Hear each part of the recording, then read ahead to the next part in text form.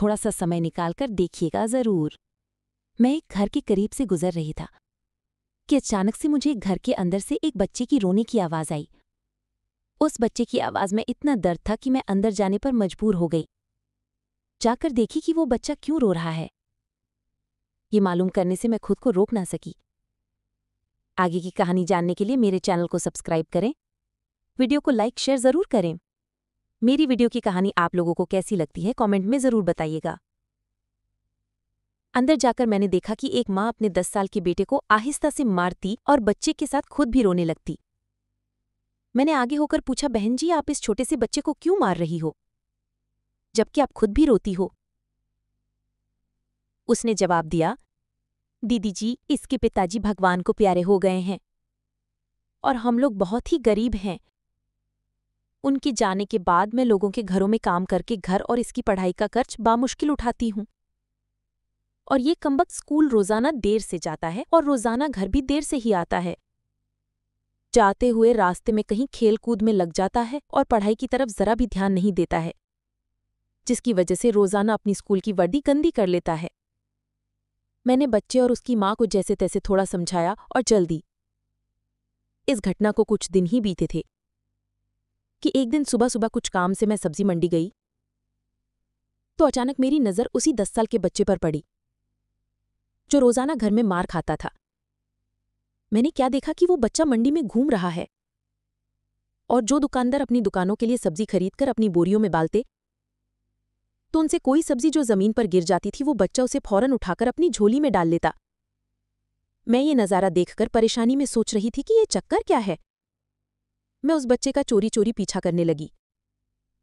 जब उसकी झोली सब्जी से भर गई तो वो सड़क के किनारे बैठकर उसे ऊंची ऊंची आवाजें लगाकर वो सब्जी बेचने लगा। मुंह पर मिट्टी, गंदी वर्दी और आंखों में नमी। ऐसा महसूस हो रहा था कि ऐसा दुकानदार जिंदगी में पहली बार देख रही हूं। तभी अचानक एक आदमी अपनी दुकान से उठा जिसकी दुकान के सामने उस बच्चे ने अपनी नन्ही सी दुकान लगाई थी। उसने आते ही एक जोरदार लात मारकर उस नन्ही दुकान को एक ही झटके में रोड पर बिखेर दिया और बाजुओं से पकड़कर उस बच्चे को भी उठाकर धक्का दे दिया। वो बच्चा आंखों में आंसू लिए चुपचाप दोबारा अपनी सब्जी को इकट्ठा करने लगा और थोड़ी देर बाद अपनी सब्जी एक दूसरे दुकान के सामने डरते डरते लगा ली।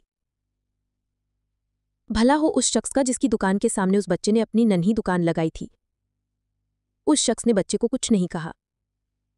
थोड़ी सी सब्जी थी, ऊपर से बाकी दुकानों से कम कीमत, जल्दी बिक्री हो गई और वो बच्चा उठा और बाजार में एक कपड़े वाली दुकान में दाखिल हुआ और दुकानदार को वो पैसे देकर दुकान में पड़ा अपना स्कूल बैग उठाया और बिना कुछ कहे वापस स्कूल की ओर चल पड़ा और मैं भी उसके पीछे पीछे चलती जा रही थी। बच्चे ने रास्ते में अपना मुंह धोया और स्कूल चल दिया। मैं भी उसके पीछे स्कूल चली गई। जब वो बच्चा स्कूल गया तो 1 घंटा लेट हो चुका था, जिस पर उसके टीचर ने डंडे से उसे खूब मारा। मैं जल्दी से जाकर टीचर को मना करते हुए बोली, मासूम बच्चा है, इसे मत मारिए। टीचर कहने लगे कि ये रोजाना 1-1.5 घंटे लेट से ही आता है और मैं रोजाना इसे सजा देता हूं कि डर से स्कूल वक्त पर आए और कई बार मैं इसके घर पर खबर भी दे चुका हूं। खैर बच्चा मार खाने के बाद क्लास में बैठकर पढ़ने लगा। मैंने उसके टीचर का मोबाइल नंबर लिया और घर की तरफ चल दी। घर पहुंचकर एहसास हुआ कि जिस काम के लिए सब्जी मंडी गई थी वो तो भूल ही गई। मासूम बच्चे ने घर आकर मां से एक बार फिर मार खाई। सारी रात मेरा सर सोच सोचकर चकराता रहा। सुबह उठकर मैं फौरन बच्चे के टीचर को कॉल की और बोली मंडी टाइम, हर हालत में सब्जी मंडी पहुंचे, और वो मान गए। सूरज निकला और बच्चे का स्कूल जाने का वक्त हुआ और बच्चा घर से सीधा मंडी अपनी नन्ही दुकान का इंतजाम करने निकला। मैंने उसके घर जाकर उसकी माँ को कहा कि बहन जी आप मेरे साथ चलो, मैं आपको बताती हूँ कि आपका बेटा स्कूल क्यों देर से जाता है। वो फौरन मेरे साथ मुंह से ये कहते हुए चल पड़ी कि आज इस लड़के की मेरे हाथों खैर नहीं, छोड़ूंगी नहीं उसे आज। मंडी में लड़के का टीचर भी आ चुका था। हम तीनों ने मंडी की 3 जगहों पर पोजीशन संभाल ली और उस लड़के को छुपकर देखने लगे। आज भी उसे काफी लोगों से डांट, फटकार और धक्के खाने पड़े और आखिरकार वो लड़का अपनी सब्जी बेचकर कपड़े वाली दुकान पर चल दिया। अचानक मेरी नज़र उसकी मां पर पड़ी तो क्या देखती हूं कि वो बहुत ही दर्द भरी सिसकियां लेकर लगातार रो रही थी। मैंने फौरन उसके टीचर की तरफ देखा तो वो भी बहुत ही शिद्दत से उसको देख आंसू बहा रहे थे। दोनों के रोने में मुझे ऐसा लग रहा था जैसे उन्होंने किसी मासूम पर बहुत जुल्म किया हो और आज उनको अपनी गलती का एहसास हो रहा हो। उसकी माँ रोते रोते घर चली गई और टीचर भी सिसकियां लेते हुए स्कूल चला गया। बच्चे ने दुकानदार को पैसे दिए और आज उसको दुकानदार ने एक लेडी सूट देते हुए कहा कि ले बेटा, आज सूट के सारे पैसे पूरे हो गए हैं, अपना सूट ले लो। बच्चे ने उस सूट को पकड़कर स्कूल बैग में रखा और स्कूल चला गया। आज भी वो 1 घंटा देर से ही स्कूल पहुंचा था। वो सीधा टीचर के पास गया और अपना बैग डेस्क पर रखकर मार खाने के लिए अपनी पोजीशन संभाल ली और हाथ आगे बढ़ा दिए ताकि टीचर डंडे से उसे मार ले। टीचर कुर्सी से उठा और फौरन बच्चे को गले लगाकर इस कदर रोया कि मैं भी देखकर अपने आंसुओं पर काबू न रख सकी। मैंने अपने आप को संभाला और आगे बढ़कर टीचर को चुप कराया और बच्चे से पूछा कि ये जो बैग में सूट है वो किसके लिए है। बच्चे ने रोते हुए जवाब दिया कि मेरी माँ अमीर लोगों के घरों में मजदूरी करने जाती है और उसके कपड़े फटे हुए होते हैं, कोई जिस्म को पूरी तरह से ढांपने वाला सूट नहीं है और मेरी माँ के पास पैसे भी नहीं है, इसलिए मैंने अपनी माँ के लिए ये सूट खरीदा है। तो ये सूट अब घर ले जाकर अपनी माँ को आज दोगे?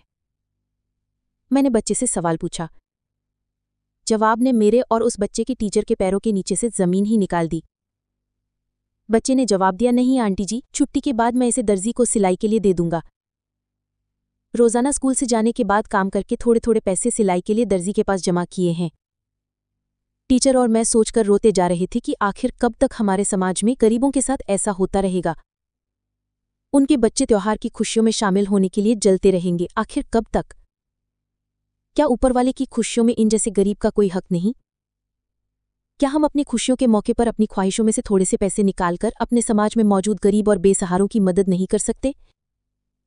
आप सभी ठंडे दिमाग से एक बार जरूर सोचना।